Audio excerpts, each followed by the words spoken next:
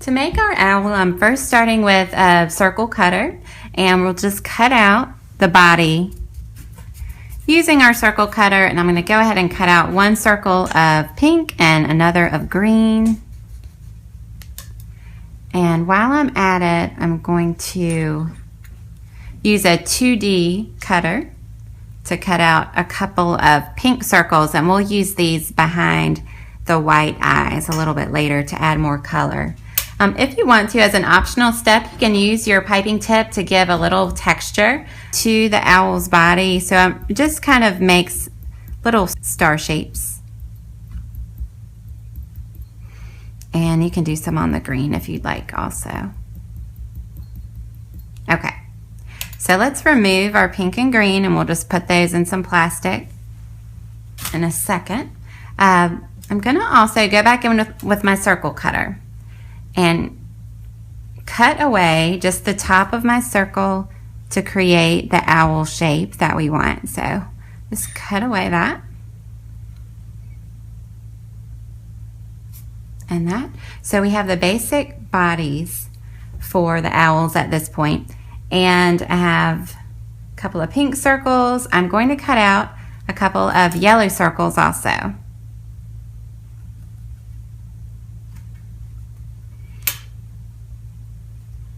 And then we need 4 white circles for the eyes. So my fondant, this is fondant with a little bit of Tylose kneaded into it. It's been rolled to about 1/8 of an inch thickness, and it's been sitting out for a few minutes, so it was really easy for me to cut my shapes and not distort anything. Okay, so now we're gonna start applying our little circles to the owls to create their face. So I'm going to use piping gel as my glue. You could also use just a tiny bit of water. So I'm going to start with my little girl owl, and we'll put these circles on. Okay, now we'll add the white eyes.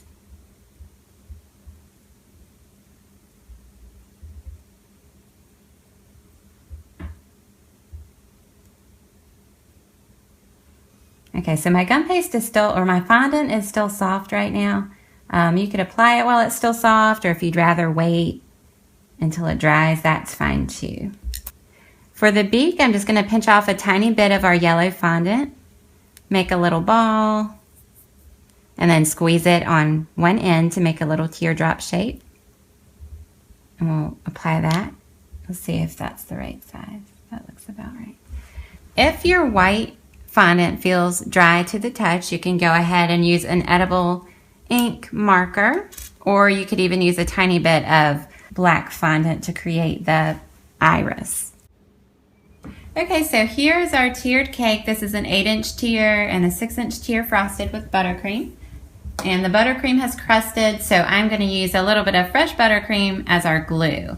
Our owl at this point is still soft, but he's dry, or she's dry enough that I can pick her up without messing her up. So here we go. We're just gonna attach her to the front of the cake. And I'll just help that buttercream attach a little bit. And then for the wings, I've just taken little balls of pink, and this is a slightly darker shade of pink, fondant. Roll it into a ball, and then just pinch it on one end and flatten it a little bit for your teardrop shape. And you can use piping gel or just a little bit of buttercream to attach.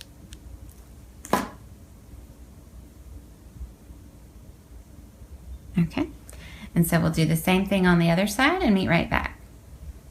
Okay, so I've just attached our little owl man in the same way. And now I'm just attaching some little tiny yellow balls of fondant for the feet.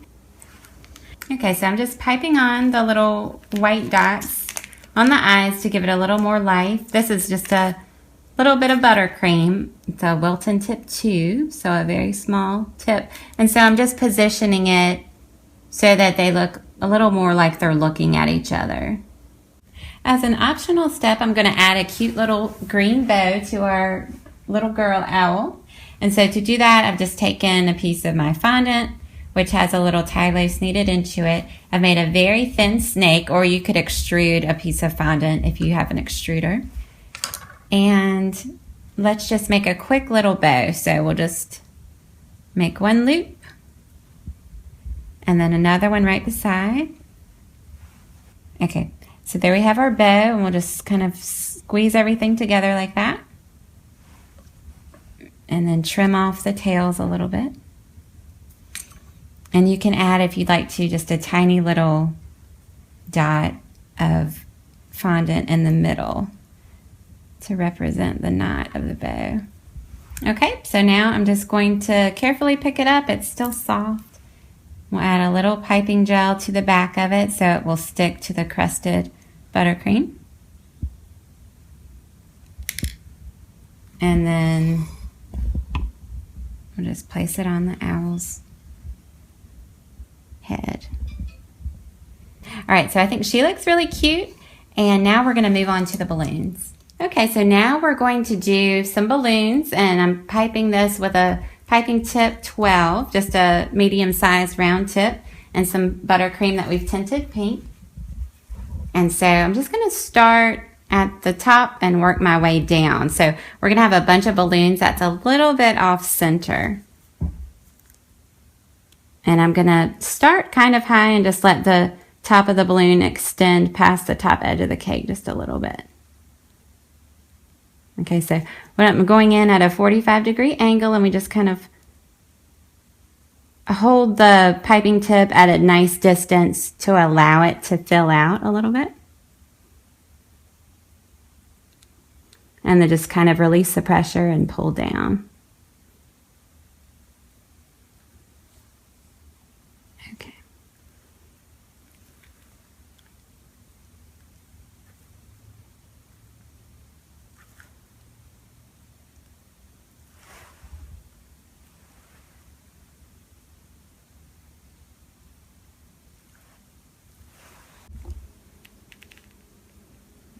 Okay, so you can of course pipe these as spaced out as you like.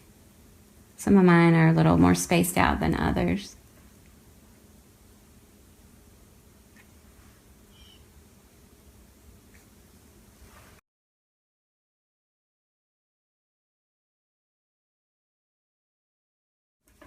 Okay, so now I'm going to pipe with my small round piping tip. It's a Wilton number 2. Lots of strings coming down for our bunch of balloons. And I'm going to also just slightly build up icing right here. And then we'll just pipe our strings on top of that little mound so that it's a little bit of a better flow from the balloons to the owls beneath, because we have 2 separate sizes of tiers. Okay, so let's just start with one of these. You just want that consistent flow of pressure.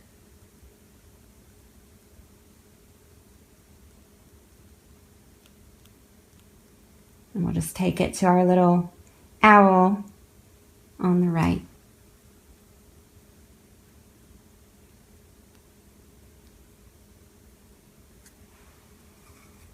And we'll do some from the side.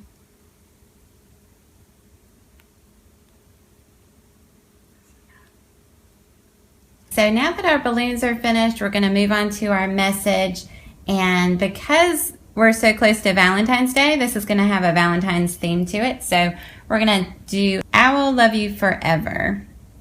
So I've already made my letters, but I wanted to show you how I did it. This is just a Martha Stewart letter mold.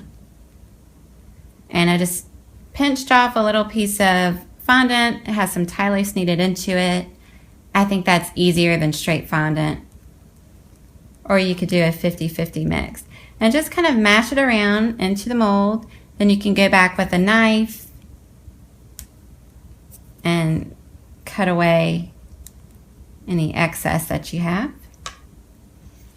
And then we'll just bend it backwards so we can, gently peel it up, and there's our O. So I've let my letters dry for at least 30 minutes so that they're easier to pick up. And now I'm going to start attaching them to my buttercream frosted cake with a little piping gel. Okay, so I think we're going to do it on the top tier, and we will meet back when we're a little further along. Okay, so you can see that I've placed all of my letters with piping gel onto the cake. I think it looks really cute. And now I'm starting to add some white hearts, again with my Wilton Tip 2 buttercream.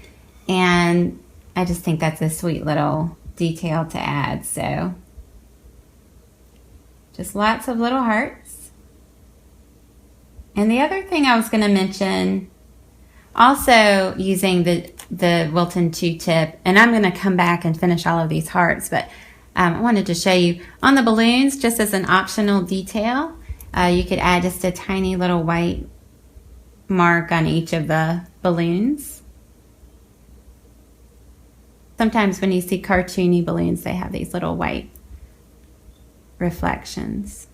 Okay, so our cake is finished, and I love how it came out. This is such a simple idea, but I think so sweet. And with a little change to the saying, you could definitely use this style of cake for baby showers or a young birthday. So I hope you enjoyed it. We'll see you next time.